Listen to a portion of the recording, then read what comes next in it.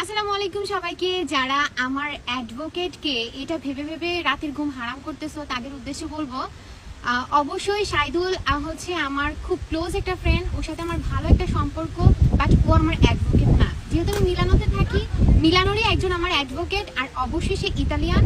তো মিলানোতে যারা ওকে খুঁজে বের করতে চাও কাজে লেগে পড়ো, শুধু শুধু সাইদুলকে বিভ্রান্ত করার চেষ্টা করো না।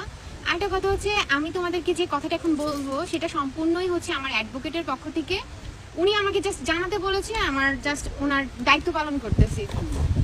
যারা আমাকে নিয়ে অশ্লীলতা ছড়াচ্ছ, অশ্লীলতা করে ভিডিও বানাচ্ছ আমার ছবি দিয়ে, আমার ভিডিও দিয়ে, এবং লাইভে বসে বসে অশ্লীলতা কথাবার্তা বলছো গ্রুপ বেঁধে বেঁধে, তাদেরকে বলবো তোমরা নিজেদের ভিডিও এবং যারা ব্যাড কমেন্টস করতেছো আমার হাজবেন্ডকে নিয়ে, আমাকে নিয়ে, তারা অবশ্যই তাদের কমেন্টস এবং ভিডিও ডিলিট করতে বলে দেওয়া হয়েছে। এটা আমার কথা না, আমার অ্যাডভোকেটের কথা। যেটা একটা সতর্কবাদ, এটা হচ্ছে একটা ফর্মালিটি।